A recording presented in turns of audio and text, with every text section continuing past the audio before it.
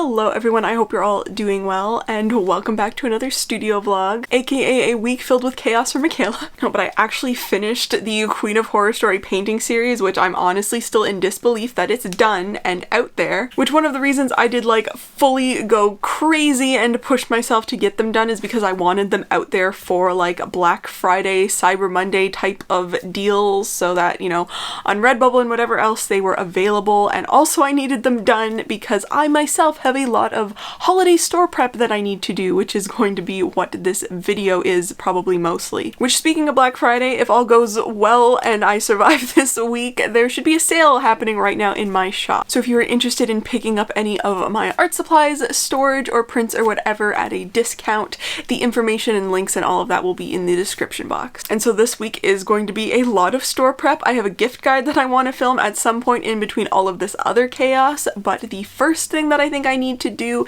is actually paint more compact palettes, because I need to paint them so that they can actually dry, so that I can resin them, so that they go up in time. Who would I be if I wasn't working on an extraordinarily tight schedule? And there's just a lot of other store prep that I can be doing outside of it. Painting more palettes, I need to assemble more pencils, which actually I don't think I've shown these in a video, although I might show them in the gift guide, which should be going up before then. But anyway, I'm just gonna show them here. But because you guys were so obsessed with the pencil organizers, which I'm so grateful for, and I'm so happy you guys love them as much as I do, I decided to bring out 2 limited edition seasonal colors, and so I have a bunch of these to put the wood pieces on. Other than the limited edition ones, in general, I just have a crazy stack of pencils in my little storage area that I will probably show you, and then the wood pieces that look like a bunch of small crowns stacked, and so I need to clean those up and assemble them so that they're all ready to go into packages when they get purchased. This morning has already been a drama-filled morning. The painting series blew up online a little more than I was expecting, which is absolutely not me complaining. I'm so happy that there's so many people that love the paintings,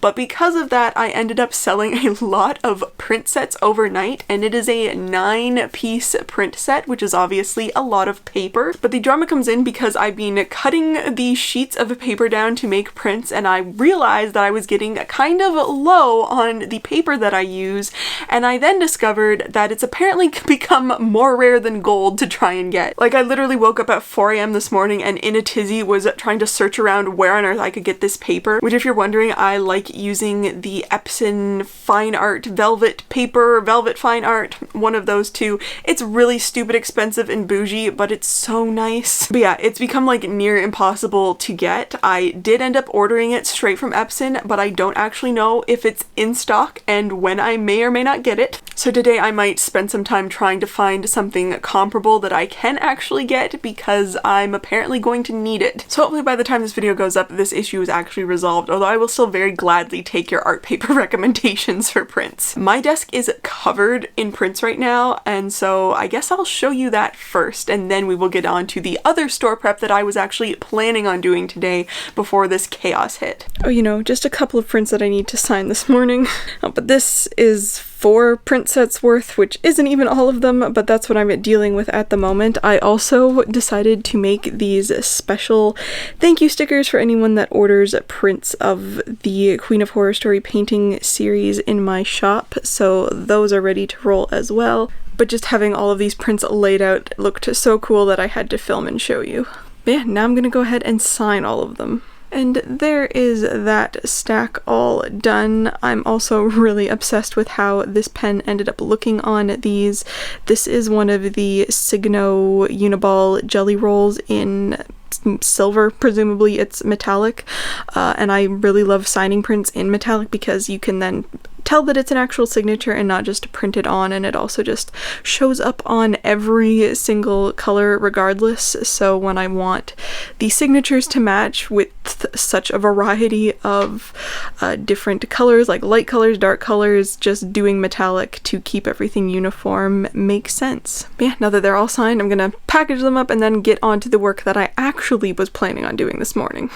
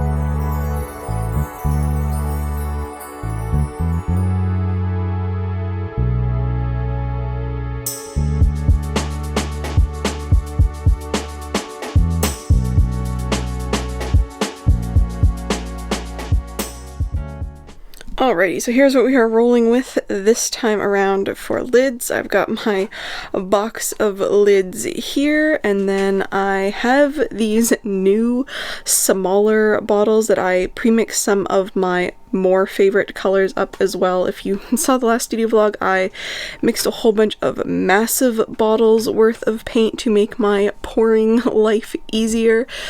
So they're all there ready to roll, but then I did also buy, I believe these are 4-ounce bottles that they're really nice. I'm really excited to probably mix a whole lot more paint in those, but I wanted to make this super quick, so I just did a few. Honestly, most of these are actually the premix stuff that I added more pouring medium to, because the premix stuff tends to be a little thick for my liking, so I just added some pouring medium to some premix stuff, which is what most of those bottles are. And then I have some extra cups of some other colors that I wanted to use this time around. Yeah, time to get painting.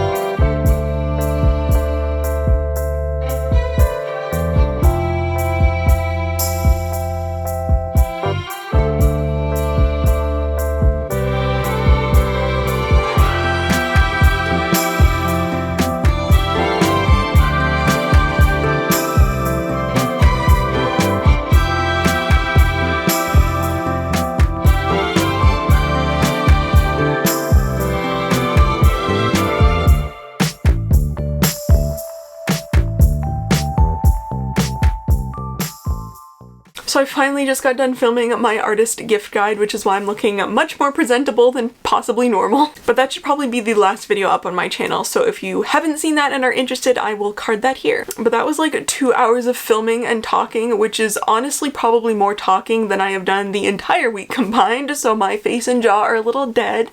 And it is also 11:40 at night and I need 2 resin palettes, so I'm gonna go get changed into something more resin friendly and then we're gonna start working on those.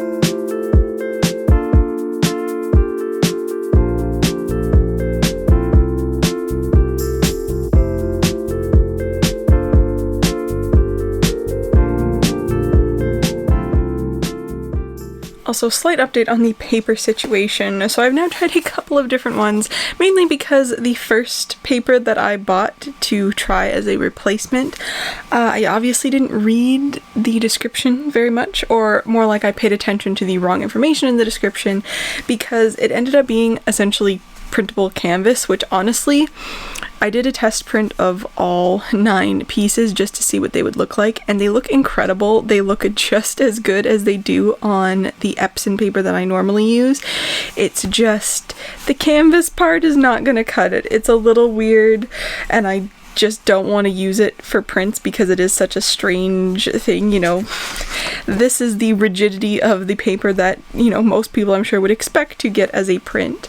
But this stuff does really look nice, so that's kind of unfortunate, although I'm gonna keep it and then just use it for personal projects or whatever because it is quite cool, so I might trim the edges off of this and put this up somewhere. I was paying more attention to like the weight of the paper and like the GSM in pounds and stuff to get it as close to the paper that I typically use, that I did not read that it was canvas if it said that. I'm not actually sure if it did. So that was a fail, although a pretty cool one. But the good thing is I then found this other paper that I do really like. So this, I have a slight misprint of the normal stuff in this.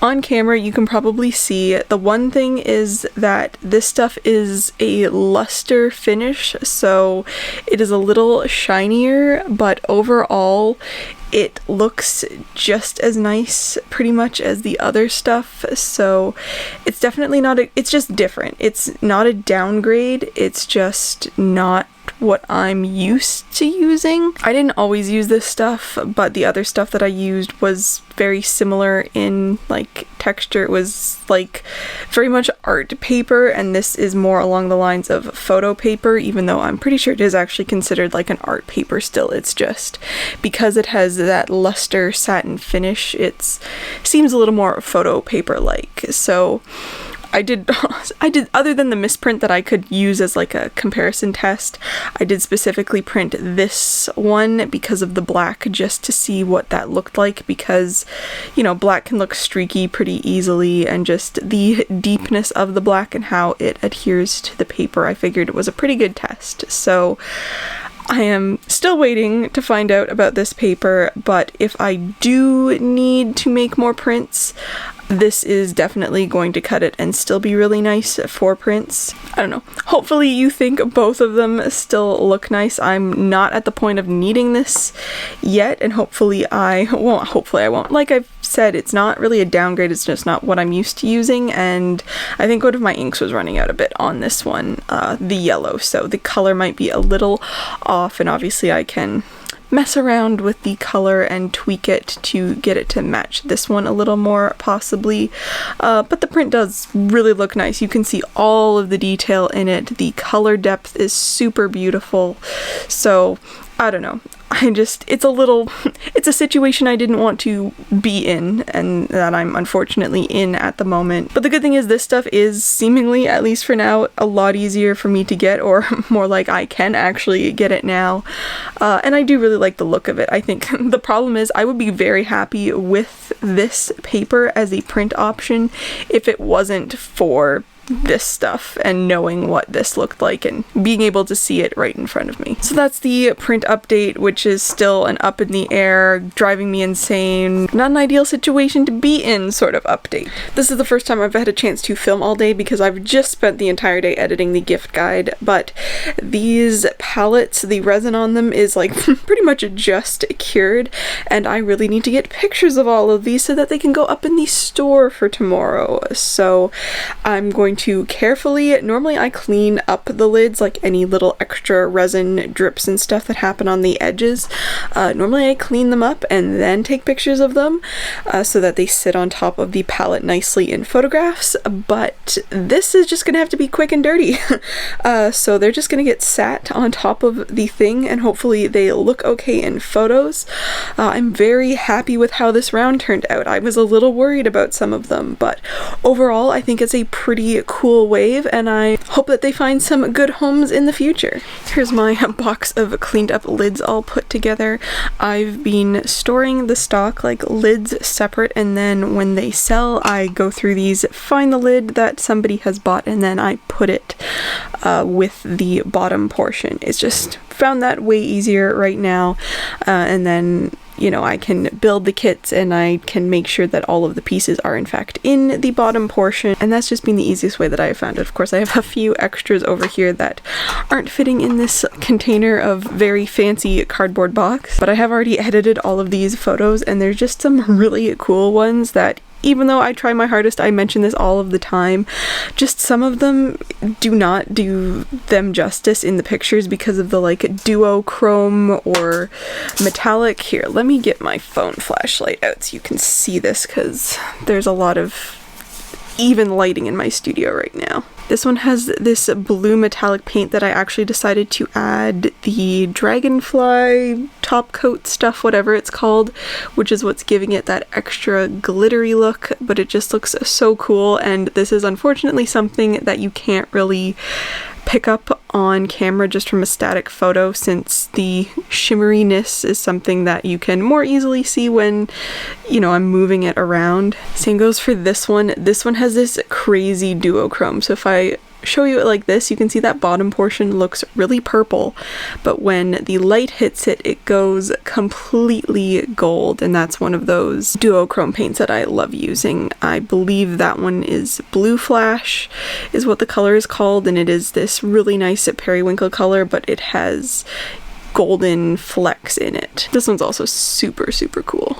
I think that's where I'm going to stop the palette mesmerization of you all. Honestly, I could do that with like most of them because there's a lot of them with super cool aspects like that in them. I only have so much control with how they end up turning out in the end, like once all of the paint has dried and settled, and so when things like this happen and they look super cool, I do like to film it at least for my own record of palettes. But yeah, that is the newest wave of compact palette lids all finished. And this is the point in this studio vlog where I should have wrapped things up and actually made an outro, and I just did not. And it's also right now the middle of the night of when I want this video to go up, which is why you're getting this voiceover. As usual, all of the palettes that you saw me painting in this video are available right now in my store, and you can use code HOLIDAY15 to get 15% off of your entire order. But that is everything, so thank you so much for watching, and I will see you in my next video.